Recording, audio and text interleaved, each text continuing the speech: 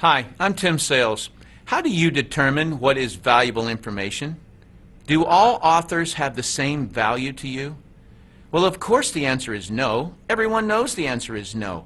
But if you were to ask people, what method do you use to determine if what you read or hear is valuable or not?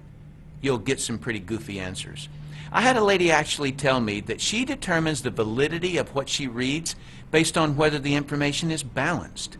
Meaning if the author gives credit to both sides of an argument, then she believes that content to be true and valuable. That's pretty goofy because based on her belief, if someone is absolutely certain about their subject, she doesn't trust or value it. Another person claimed that it depends if the website or presenter looked professional. That too is goofy and can lead one down many wrong paths. My former profession was underwater bomb squad. The information we operated on meant life or death. I learned there how to place the correct value on what I read or heard. My desire here with this short clip is to share with you how to determine whose advice to take. The very first thing you need to determine from any author you're reading or listening to is whether you're hearing their belief on the subject or is what you're hearing provable fact. I'm saddened at how people will read a person's belief on a subject and forever operate their life as if the author gave them provable information. I remember a history professor giving the class his religious beliefs as if it was factual. The sad part is there were people who took that professor's belief mostly because he appeared to be an authority to all of us. But the information he gave us on religion was his beliefs only, none of which was provable. That being said, you have to be very careful in reading or listening to statements of so-called facts that mislead you. As an example, I recently read, your odds of making big money in network marketing are lower than winning at gambling in Las Vegas. Well, factually, the highest odds you can get in Las Vegas is the roulette table at slightly under 50-50 odds. So the author's statement is true. But how the author tricked you was by implying that making money in network marketing is based on odds or chance. It's not. It's based on performance. So the whole statistic is actually irrelevant. Had the author actually succeeded in network marketing, he would have known this. The author also tricked you by taking the statistic out of context. The author didn't tell you that no business venture in the world will give you those same 50-50 odds. There is no money-making concept in the world where 50% of the people who try it make big money. So while his statement sounded factual, it was misleading. But probably the most helpful concept I can teach you is that there are three types of authors of content. Just so you know, my use of the word author includes both written and spoken communication. Here are the three types of authors: those who have never done it, those who have done it and failed, those who have done it and succeeded.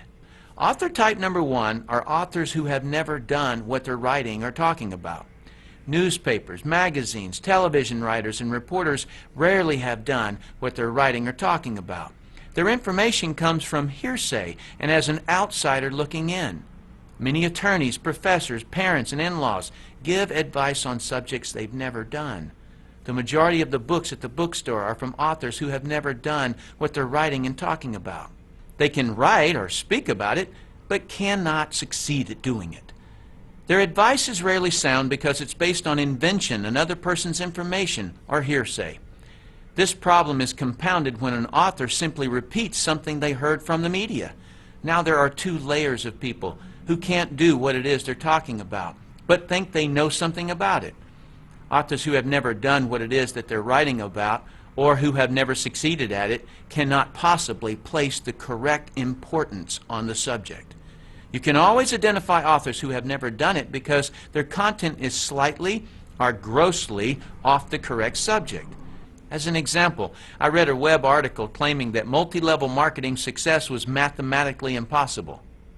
Do you see what I mean about authors writing about what they've never done? He completely missed the subject. And as for his mathematical theory, that's like claiming that it's scientifically impossible for a bumblebee to fly. Has it ever occurred to that author to just look? The MLM industry sells $109 billion worth of products and thousands of people earn millions of dollars. Plus the oldest MLM company is still growing. Author type number 2 are authors who have failed at what they're writing or talking about. When someone has failed at what they write or talk about, it is common for them to be critical of the subject and those who do it. When someone is critical of something, they are inclined to find fault with it. Why? Because something about the subject is a complete mystery to them, and they feel inadequate. They obviously couldn't figure out some part of it, and they quit before they ever found out.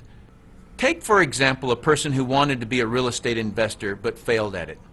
He will project his negative experience onto whatever he writes or says about the business.